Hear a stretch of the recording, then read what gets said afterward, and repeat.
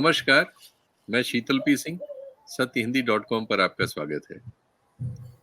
सारी दुनिया में किसानों के आंदोलन हो रहे हैं, खासकर यूरोप में। एक साथ आधे दर्जन से ज़्यादा देशों में ट्रैक्टर मार्च किसानों के हम देख रहे हैं और ब्रसेल्स में जहाँ यूरोपियन यूनियन का हेडक्वार्टर है, वहाँ उनका एक भारी प्रदर्शन हुआ फरवरी की शुरुआत में ही और वहाँ उन्होंने काफ़ी हंगामा भी किया, पुलिस को पानी की बौछार उन पर करनी पड़ी। यूरोप में जनरली एडमिनिस्ट्रेशन जो है प्रदर्शनकारियों वगैरह से उस तरह से नहीं निपटता जैसे हमारे दक्षिण एशियाई देशों में खासकर हम देखते हैं कि बड़े आसानी से गोलीबार वगैरह हो जाता है, केनिंग तो बड़े आसानी से हो जाती है। तो वहाँ सिर्फ उन्होंने वाटर होज से पानी-वानी छोड़ के उनको थोड़ा तितर-बितर किया। जबकि वो अंडे-वंडे फेंक रहे थे, काफ़ी उन्होंने वो सब किया था। तो पूरे यूरोप में ये आंदोलन चल रहा है, अभी तक वो सुलझा नहीं है।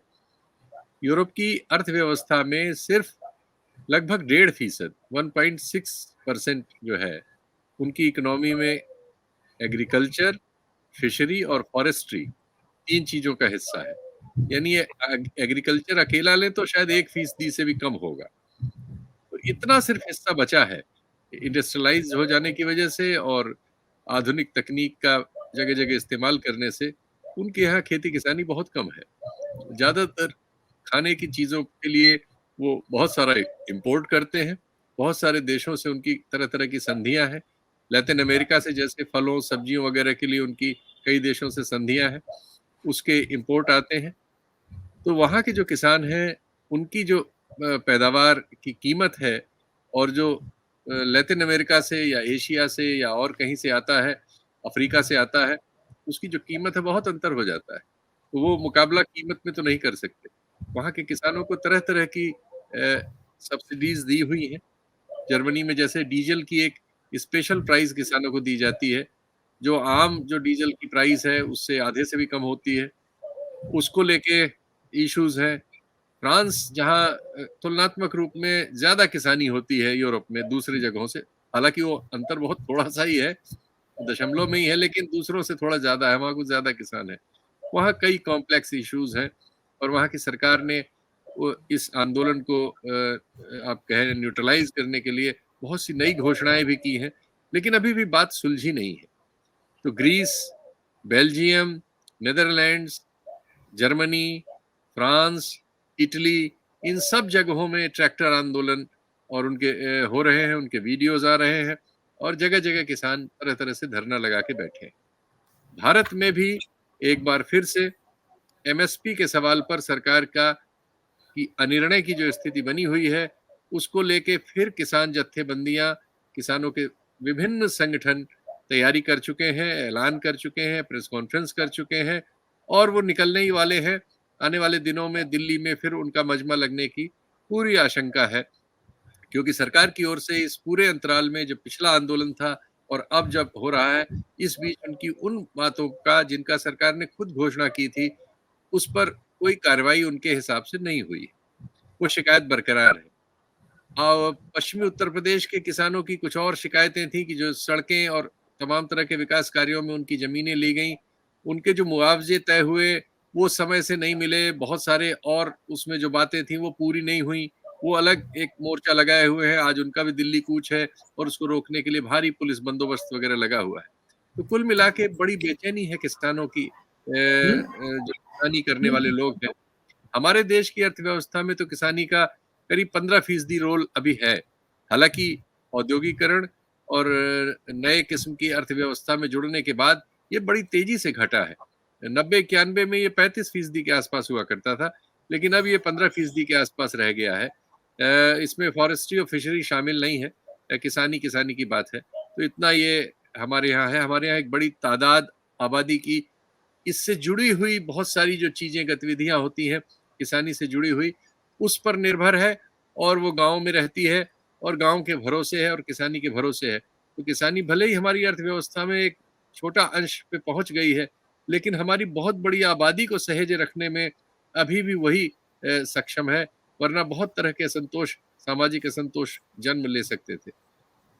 आज इन मुद्दों पर बात करने के लिए बहुत दिनों बाद फिर हमारे पूर्व कृषि मंत्री रहे सोमपाल शास्त्री जी हमारे साथ हैं, उनका स्वागत है।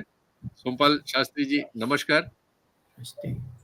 आपसे थोड़ी सी मैंने भूमिका बनाई है। सबसे ज्यादा तो मेरा मन होता है जब आपसे बात होती है कि आपसे सिर्फ सुनते रहें, सवाल तो बहुत छोटे रह जी। जाते हैं। तो ये सब क्या हो रहा है सर? यूरोप में हो रहा है और भारत में होने वाला है। ये जो ट्रैक्टर आंदोलन फिर से एक बार शुरू हो रहा है, ये क्या है सर?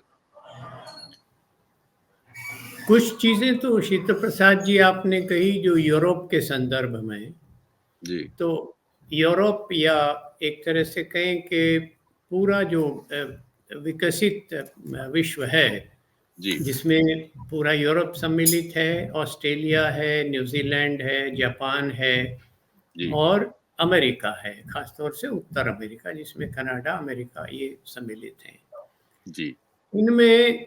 और भारत की अर्थव्यवस्था में एक मूलभूत अंतर तो जो है, जो आपने रेखांकित किया है स्वयं, कि जी भारत में आज भी कहने को 15 से 17% योगदान है सकल घरेलू उत्पाद में, जिसको आम भाषा में राष्ट्रीय आय भी कहा जाता है, नेशनल इनकम में कंट्रीब्यूशन ऑफ एग्रीकल्चर। जी परंतु ये एक गलत धारणा या एक तरह से गलत नीतियों के कारण ये योगदान घटा है। जी उसमें एक कारण तो ये होता है कि जब मौलिक अपने मूलभूत स्वरूप में रहती है अर्थव्यवस्था, तो वो कृषि आधारित होती है। जैसे जैसे उद्योग, व्यापार और अन्य क्षेत्रों का, अन्य सेक्टरों का विकास होता है, तो कृषि जी का योगदान घटता रहता है जी और दूसरे व्यवसायों में लोग चले जाते हैं, वहाँ से आय भी आती है, उसमें उनका योगदान भी और उनका जो रोजगार है वो भी दूसरे उसमें आता है। जी परंतु भारत में ये योगदान कम होने का एक कारण तो ये है जो सार्वभौमिक है, सब देशों में होता है। जी दूसरा ये है कि कृषि के जो सापेक्ष मूल्य रहे हैं, यानी जी अन्य मूल्यों की अपेक्षा कृषि को जो मिलने वाला उनके काम का मुआवजा है, जी कंपनसेशन है, जो आय होती जी है, जी उसके दाम कम रहे, उसके कारण उनकी कीमत कम है। जैसे मैं और आप मान लीजिए एक कुटुंब में हैं और पिछले बार हमारी इनकम 20,000 थी, 10 आपको मिलता था, 10 मुझे मिलता था। जी अगले वर्ष वो इनकम अगर 22 आई, आपको जी 12 मिला तो मुझे 10 मिल गया। उसके बाद 25 आई तो आपको 15 मिल गया, मेरा 10 ही रह गया या 10 से कम जी हो जी गया। जी जी तो वो जी जो मूल्यांकन है उसके योगदान का, वो सतत कम हुआ है सापेक्ष मूल्यों के पिछड़ने के कारण। इस ठीक बात के ऊपर कोई अध्ययन भारत में नहीं हुआ। एक अध्ययन केवल 1971-72 से 1982 या 1984 के अंतराल का डॉक्टर जी स्वामी और डॉक्टर अशोक गुलाटी ने किया था। उसके अतिरिक्त किसी विश्वविद्यालय ने, किसी भी योजना आयोग ने, नीति आयोग ने या सांख्यिकी विभाग ने ये अध्ययन नहीं किया। तो एक तो मैं आपको ये स्पष्टीकरण देना चाहता हूँ कि ये एक तरह से गलत धारणा उत्पन्न की गई है कि कृषि का योगदान कम है। जी ये जी तो हुआ मूल्य की दृष्टि से।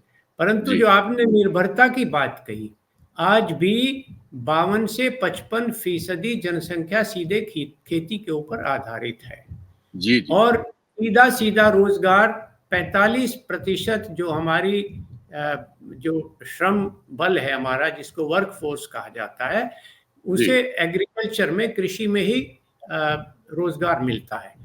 जी एक मौलिक अंतर जो मैंने आपको कहा, ये कि जो विकसित देश हैं अमेरिका और यूरोप के, उनमें क्योंकि उद्योग और दूसरे क्षेत्रों का विकास अधिक हुआ है, तो कृषि का योगदान आपने ठीक कहा कि 1.5 से 2% के बीच में रहता है, कहीं थोड़ा बहुत अंतर होता है।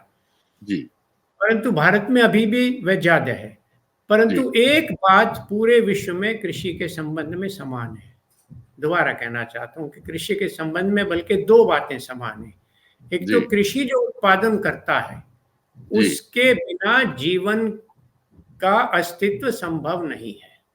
ठीक उस दृष्टि से कृषि सबसे महत्वपूर्ण है। जी खाद्यान्न जो पैदा करता है किसान, उसके जी बगैर जीवन नहीं चल सकता। और जो जी सबसे अधिक बहुमूल्य वस्तु होनी चाहिए जी व्यक्ति के और प्राणियों के उपभोग के लिए, उसी जी का आप अवमूल्यन लगातार करते जा रहे हैं। ये विडंबना है पूरे विश्व में। और जी दूसरा अंतर जो है वो ये है कि एक ये जो मूलभूत अंतर है जो कृषि में और दूसरे व्यवसायों में है, ये बहुत महत्वपूर्ण बात है कि कृषि की जो आय है उसका जी सतत प्रवाह नहीं होता। इट डज जी not have a continuous stream of income. जैसे वेतन है तो पहली तारीख को मिल जाएगा, मजदूरों का जी वेतन 7 तारीख को मिल जाएगा। जी व्यापारी उद्योगपति के यहाँ कुछ सामान खरीदा जाता है, कुछ उनको नौकरियों के लिए तनख्वाहें दी जाती हैं, कुछ जी बिकता रहता है। तो वो जी सतत क्रम चलता रहता है। खेती की विडंबना ये है कि जी बुआई करने से पहले जब खेत की तैयारी करते हैं और जी जब तक उसकी उपज आती है किसान के हाथ गर्म में, पानी भी लेते हैं। उस अंतराल में खेती पर होने वाले खर्चे भी और परिवार पर होने वाले खर्चे सतत चलते रहते हैं। तो जिस दिन वो उत्पाद किसान के हाथ में आता है तो जी उसको उसकी प्रतीक्षा करने की स्थिति नहीं रहती। जो उसे दाम मिलता है उसको वो लेना पड़ता है, इसलिए मजबूरी में उसके दाम घटते चले जाते हैं। और इसी आधार के ऊपर अमेरिका जैसे खांटी पूंजीपति देश में, जो आज भी सबसे ज्यादा बड़ा पूंजीपति देश माना जाता है, जी 1930 के दशक में जो महामंदी आई थी, प्रेसिडेंट रूजवेल्ट ने न्यूनतम समर्थन मूल्य प्रणाली का अन्वेषण किया था और उसी का जी अनुकरण बाकी देशों ने किया है।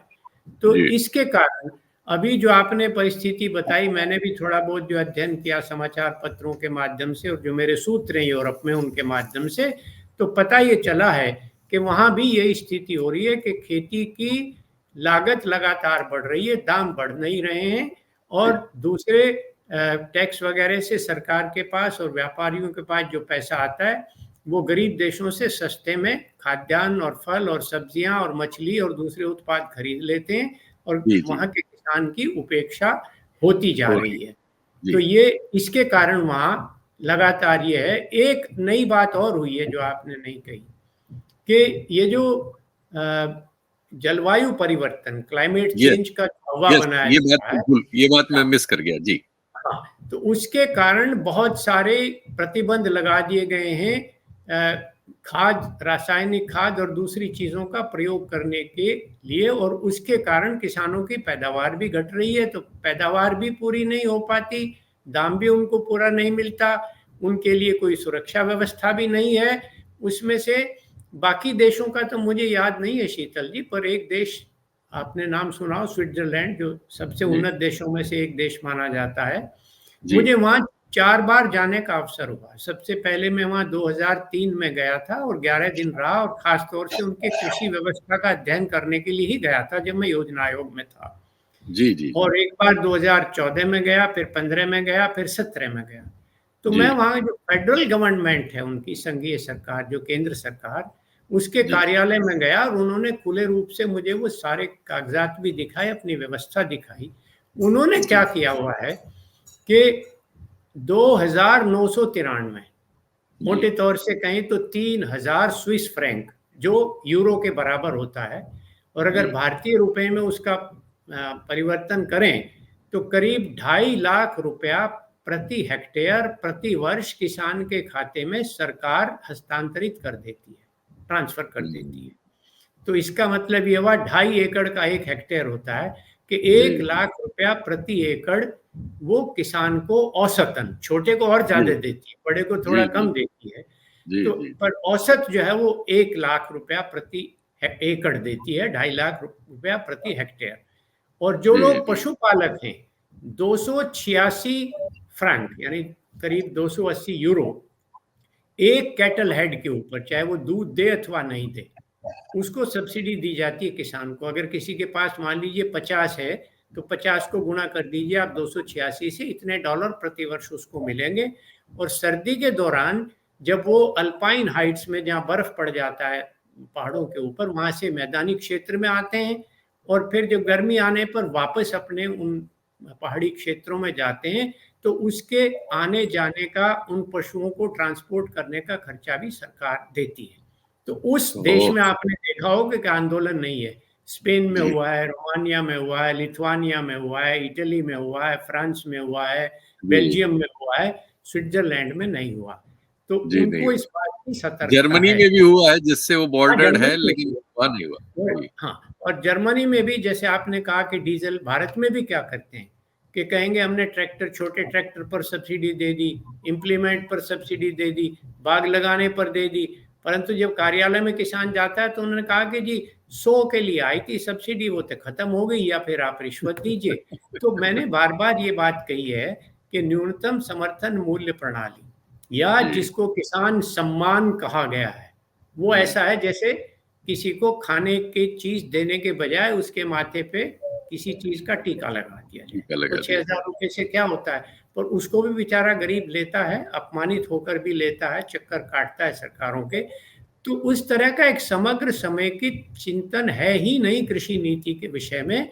और जी। ये सबसे बड़ी विडंबना है आधुनिक औद्योगिक युग की, कि कृषि जो सबसे महत्वपूर्ण उत्पाद जीवन की अस्तित्व की रक्षा के लिए उत्पादित करता है, उसकी जी। ही सबसे अधिक उपेक्षा है। ये पूरे विश्व भर में, अकेले भारत में नहीं है। जी। अमेरिका में भी इसी तरह से है।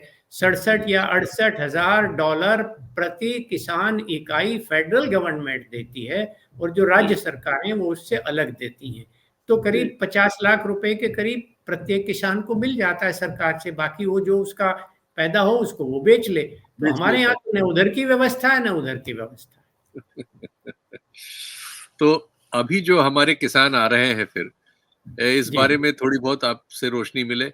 ये तो मैंने कहा कि वो एमएसपी को लेके इशू है, मेन इशू। बाकी और जी। वादे तो जो थे वो थे ही, लेकिन जिस मेन इशू पे है एमएसपी का सवाल है, इस सवाल को थोड़ा सा एलेबोरेट हमारे दर्शकों के लिए कर दें।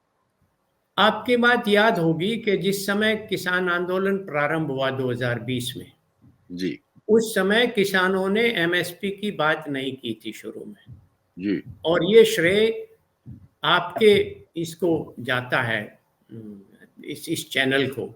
आपने मेरा अरे इंटरव्यू धन्यवाद। किया था, बाद में और लोगों ने भी किया। जी। तो जी। उस समय केवल एक मांग थी किसानों की कि जो 3 कानून लाई थी सरकार उनको वापस कर ले।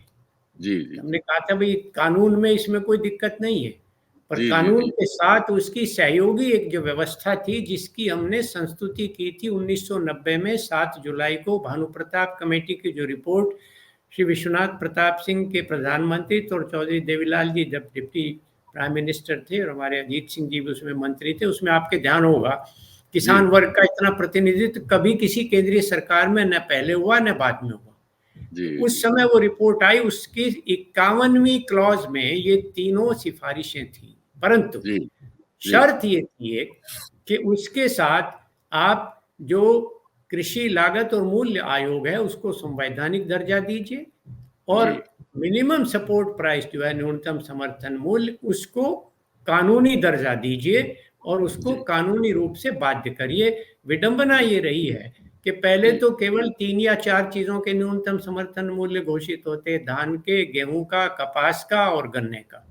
जी। 1985 में या शायद 86 में, जहाँ तक मुझे याद है 86 में नवंबर में एक रिपोर्ट पेश हुई थी। वो विश्वनाथ प्रताप सिंह जी ने ही की थी जब वो राजीव गांधी के मंत्रिमंडल में वित्त मंत्री थे।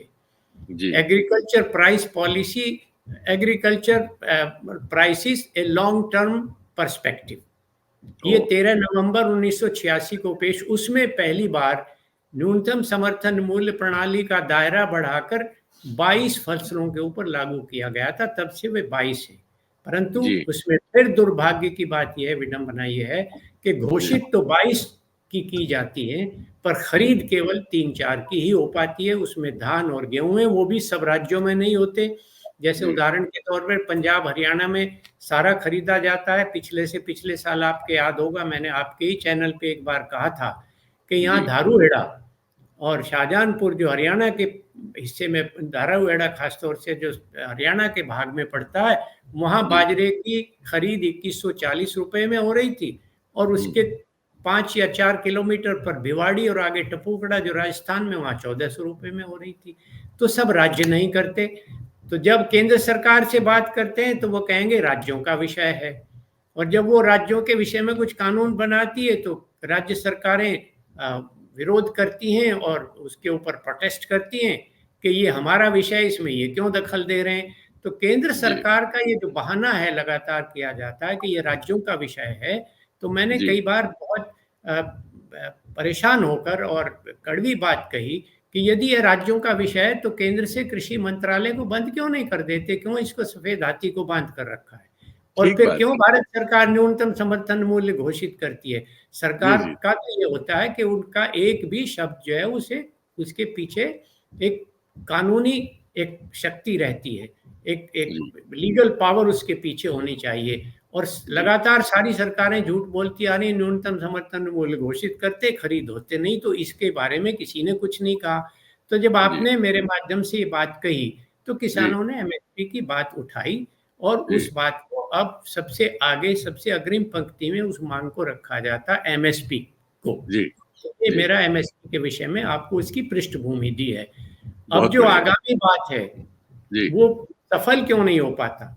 सबसे जी, पहले तो प्रत्येक किसान संगठन यह कसम खाता है कि हम अराजनैतिक हैं।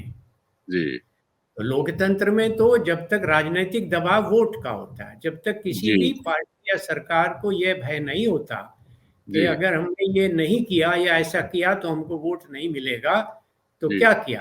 मोदी जी जी, की सरकार ने 3 कानून घोषित कर दिए, किसानों ने उसके ऊपर आंदोलन किया, साल भर से ज़्यादा बैठे रहे और उसके बाद वो वापस हो गए। किसान की अवस्था सुधर गई क्या? जो कुछ नहीं। जहाँ थे वैसे ही है। हाँ, जी, और फिर उसमें सुप्रीम कोर्ट ने दखल किया।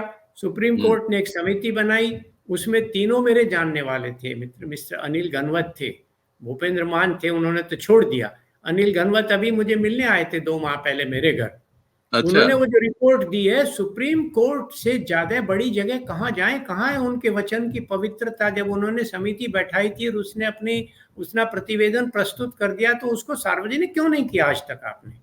बताइए। उसके बाद केंद्र सरकार ने एक और समिति बना दी, जो सेक्रेटरी थे, सचिव, कृषि सचिव संजय अग्रवाल जी, उनकी अध्यक्षता में। सुना है 20 या 22 बैठकें हो चुकी हैं। आप मुझे बुलाइए ना, आधा घंटे का काम है, मैं बता देता हूँ सारा इस तरह से होगा।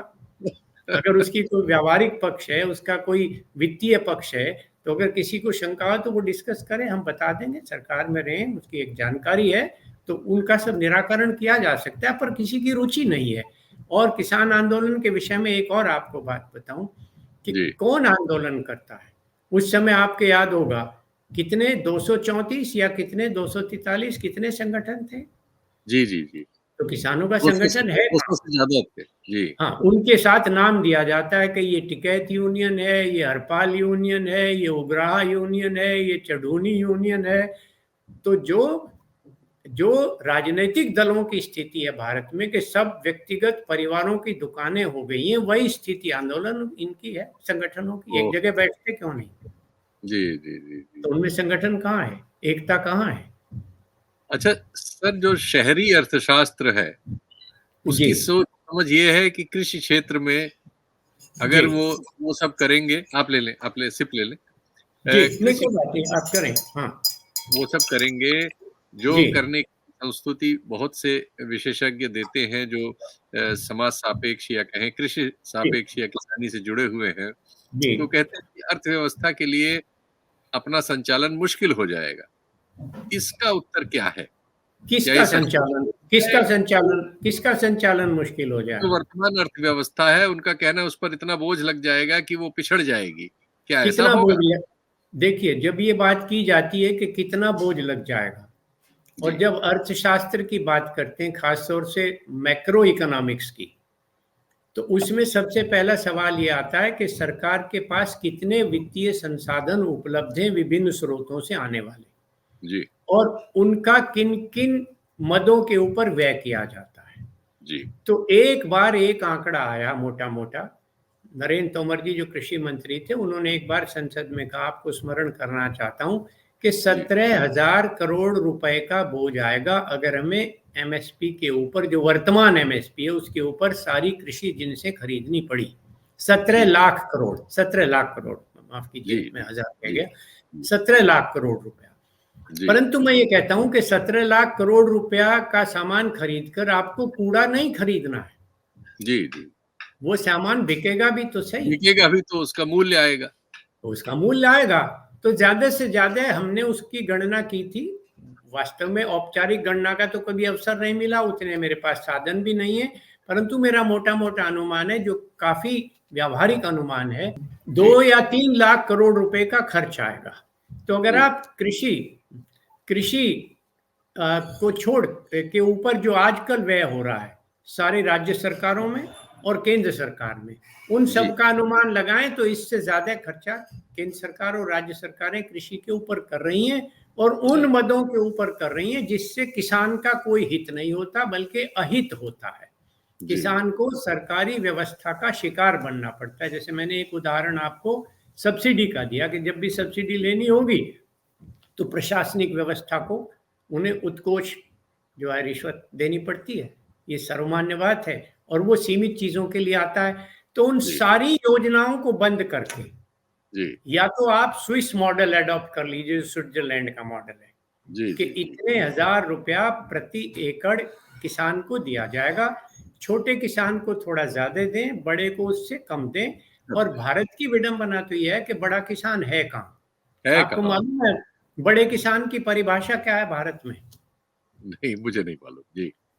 10 हेक्टेयर से ऊपर, यानी ओ 25 एकड़ से ऊपर जिसके पास है वो बड़ा किसान है भारत में। 25 एकड़ ऐसा कोई तो बड़ा, ऐसा तो उत्तर प्रदेश में तो मिलेगा भी नहीं कोई कहीं, पहले ही मैं यहाँ। उसी उसी पर आ रहा हूं। तो जी वो जो किसान है वो जी केवल हम्म, केवल 0.7% है। जी 1% से भी कम किसान की इकाइयां ऐसी हैं जिनके पास 25 एकड़ से अधिक भूमि है वर्तमान में भारत में। जी जी जी 99.3% 10 हेक्टेयर से छोटे हैं जी और 4 हेक्टेयर तक के 86% हैं, यानी 4-10 एकड़ तक के। और करीब 62% ऐसे हैं जिनके पास 2 हेक्टेयर से कम है। तो वो बताइए। क्या खाएगा उसमें? जी और जी फिर आपने एक उत्तर प्रदेश का नाम लिया, तो उत्तर प्रदेश का जो खासतौर से पश्चिमी उत्तर प्रदेश, जी जहाँ की हमारी सबसे ताकतवर यूनियन मानी जाती है, श्री जी जी महेंद्र सिंह टिकैत ने जो जिसकी स्थापना की थी, जी जी यहाँ 80% अर्थव्यवस्था गन्ने के ऊपर आधारित है और एक एक वर्ष तक भुगतान नहीं मिलता। जी मैं जी आपको याद कराना चाहता हूँ हाँ, जी उन्नीस जी दो जी हजार आपने दो हमेशा हजार बताया है ये। 2017 के चुनाव में हम्म, माननीय प्रधानमंत्री श्री मोदी जी जी पश्चिमी उत्तर प्रदेश की 16 या 18 जनसभाओं में यह कहकर आए, उस समय के समाचार पत्र निकाल लीजिए आप, जी जी जी कि किसान भाइयों गन्ने का भाव 400 रुपये होना चाहिए कि नहीं होना चाहिए, जो उनका एक स्टाइल है। जी जी जी किसान तो खुश हो गया। हम्म, उस समय गन्ने का भाव था 215 रुपया। ठीक। उस समय कह रहे थे कि 400 रुपये होना चाहिए कि नहीं चार होना सौ चाहिए? रुपये होना चाहिए। जी और बढ़ते बढ़ते आज कितना हो गया समय? 17 से आज 7 वर्ष हो 24। गए हैं। जी अब जी जी जाकर अब जाकर न, उस समय 315 रुपया था। तीन सौ अभी पंद्रह था 215 हाँ तीन तीन सौ सौ पंद्रह पंद्रह था, अभी 370 हुआ है। जबकि जी पंजाब हरियाणा में, जी जहां चीनी की रिकवरी गन्ने के ऊपर 9.6% है, वहां तो 390 भाव है। और यूपी अच्छा में 11% है, उससे करीब 1.5% ज्यादा है, वहां 370 है। जी एक तो जी ये। जी दूसरा, उन्होंने वादा किया कि उधर लखनऊ में शपथ ग्रहण समारोह और 14 दिन में आपका भुगतान। और ये जी कोई एहसान नहीं है। उत्तर जी प्रदेश पूरे देश में सर्वप्रथम राज्य था जिसने गन्ना क्रय अधिनियम पारित किया 1954 या 55 में। जी उस कानून में ये प्रावधान है कि सारे मिल न्यूनतम समर्थन मूल्य के आधार पर किसान का भुगतान 15 दिन के अंदर करेंगे। ये कानूनी बाध्यता है। बताइए। और अभी आप आश्चर्य करेंगे कि मेरा जो गांव है ककोर, जिस मलकपुर मिल में पड़ता है, उसका, शीतल जी, पिछले पूरे वर्ष का, इस साल का तो छोड़ दीजिए, इस साल शुरू हुआ नवंबर में, 1 या 2 नवंबर को गन्ना मिल शुरू हुए हैं। अब हम्म समाप्ति की ओर है, सत्र मार्च में या हम्म अप्रैल में खत्म हो जाएगा। हम्म। पिछले साल का जो गन्ने का भुगतान है वो अब तक नहीं हुआ। बताइए। तो कहाँ गए 14 दिन, कहाँ गया 400 रुपया? तो दोनों में से कुछ नहीं हुआ।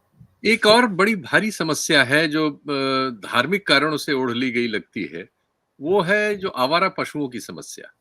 और ये दिनों दिन विकराल होती जा रही है। इसके बारे में पिछला जो विधानसभा चुनाव हुआ था तब प्रधानमंत्री जी ने बड़ा जोर से दावा किया था कि 10 मार्च को, तब रिजल्ट आना था, 10 मार्च को मैं इसका सॉल्यूशन दे दूंगा आपको, मैंने सब इंतजाम कर लिया है। आज वो अब नया चुनाव आ गया है, अब तक वो गायब है। तो दस जैसे दस उन्होंने तो 10 मार्च तो प्रत्येक वर्ष आता है ना, कौन से वर्ष में कहा था अगले साल भी आएगा 10 मार्च, फिर आएगा। मुझे याद है जब हम वहाँ पुरानी दिल्ली में रहते थे तो एक हलवाई की दुकान पर जाते थे हम, शीतल जी, जी, उसके जी, ऊपर एक छोटी सी प्लेट उसने अपने काउंटर पे रखी थी, आज जी, नकद कल उधार। तो उधार। जिस दिन जाओ वही लिखी मिलेगी। तो 10 मार्च तो हर वर्ष आएगा ना, कौन से, उन्होंने थोड़ा ही कहा था 24 तक करूंगा या 22 तक या 23 तक करूंगा। 10 मार्च की प्रतीक्षा करिए आप। और पशुओं की बात सुनिए, जी, पशुओं ने खाली फसल ही नहीं उजाड़ते हैं। जी, मैं मैं एक बार, मैंने जी, गांव में फोन किया, मेरा एक भतीजा, हमारे परिवार में से ज्यादातर लोग बाहर आ गए, वो अकेला है बेचारा, थोड़ा अपाहिज है एक पैर उसका, अशोक नाम है उसका, जी, मेरे चचेरे भाई का बेटा। तो उसको फोन किया तो उसका फोन नहीं आया। अगले दिन फोन आया उसका कि चाचा जी, मैंने कहा रात को तुझे मैंने फोन किया, क्यों नहीं किया? कि रात को तो हम बैटरी लेकर 200-250 लड़के खेतों में पशुओं की रखवाली करने जाते हैं, नहीं तो वो धान और गेहूं उनको खा जाते हैं रात को। तो मैंने कहा लोग इसके विषय में क्या कहते हैं?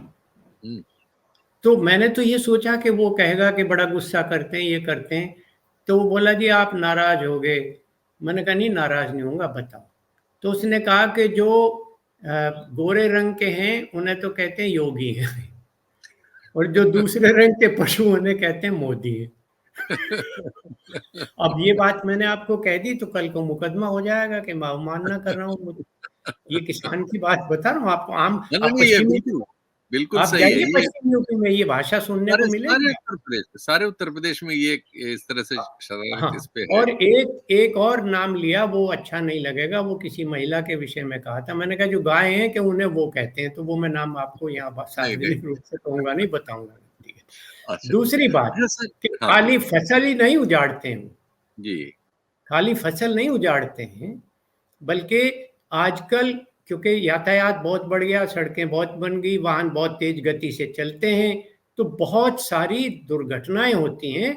और ये इतना ही बिल्कुल नहीं, सच। बागपत के, बड़ौद के, छपरौली के, बिजनौर के, गाजियाबाद के, नोएडा के, बहुत सारे आपको समाचार मिलते होंगे कि वो जो छोटे, वो जो सांड हैं जंगली, हाँ, उठा के हाँ, वृद्धों को, बच्चों को, महिलाओं को उठा के सींग मार देते हैं। मेरी मतलब जो कई लोगों की अपनी मृत्यु हो जाती है, कई लोगों की मेरी मृत्यु जो हो जाती अपनी मेड सर्वेंट है बरेली की रहने वाली, है। हुँ, उसके उसकी माँ को या उसकी शायद बुआ को सींग से फाड़ दिया, 14 इंच पेट फटा उसका बेचारी का। बताइए। गरीब आदमी, उसको फिर दाखिला नहीं मिला बरेली। मुझे किसी को फोन करके, मित्र को उसका, उनके पास इतना व्यय करने को नहीं होता। ये रोज आप छोटे छोटे अखबारों में लोकल में पढ़ लीजिए शीतल जी। जी, जी, वृद्ध लोगों को उनको बाजार में पटक देते हैं और दुकानें बंद करनी पड़ती हैं, जो और नुकसान हो जाता है, व्हीकल टूटते हैं, वो तो अलग है, पर मौत होती है व्यक्तियों की। और तो मैंने एक बार संसद में मजाक में कह दिया था, तब तब तक मैं दूसरे पक्ष में था, कि ये गौ माता चलो ये तो हैं, पर ये जो पिताजी हैं इनका भी तो कुछ इलाज करो, ये जो सांड घूम रहे हैं। तो और तो दूसरी स्थिति यही यही बंदरों की है। अब रोज जी, आते हैं कि ये साहब भी बंदरों को भोजन, बढ़ते जा रहे हैं, यही बिल्कुल। यही कुत्तों की स्थिति है। मेरी अपनी इस छोटी सी कॉलोनी में 14 लोगों को डॉग बाइट हो चुका है। बताइए। और सुप्रीम कोर्ट के भी वकील वहाँ बैठे हुए कह देते हैं कि नहीं साहब, उनके उनके डॉग फीडिंग की जगह तय करो। अरे तो आम आदमी की जो दुर्गति, आप तो कार में जाते हैं, आपके साथ तो पुलिस है, दरवाजे में गाड़ी छोड़ देती है, वहाँ निकल के आप चले जाते हैं, आप तो गली में घूमते नहीं। तो आपको जी, कुत्तों पर दया करनी है तो वो कुत्तों के आश्रम खुलवा दीजिए। जी, जी, जी, जी, जी। तो एक बात नहीं है, एक है क्या, कोई किसान की कोई मामूली समस्या है क्या? अनेक समस्या है। एक अब 34 मिनट हो रहा है, मुझे ये इशारा कर रहे हैं, तो मैं ये पूछ लूँ एक सवाल ज़रूर कि चूँकि आपने 2-2 तो प्रधानमंत्रियों के साथ काम किया है और जी, अनेक प्रधानमंत्रियों को अपने इस पूरे दौर में देखा है। आप जी। की जो उम्र है वो हमारे देश की उम्र से कुछ बड़ी ही है। तो उस अनुभव से आपको क्या लगा कि कौन-सा नेता आपको नज़र आया जो जो सचमुच में किसानी और किसानों के प्रति गंभीर रहा हो, ईमानदार रहा? केवल प्रधानमंत्रियों की बात करेंगे ना? ठीक, प्रधानमंत्री केवल दो, जी, एक विश्वनाथ प्रताप सिंह और दूसरे अटल बिहारी वाजपेयी।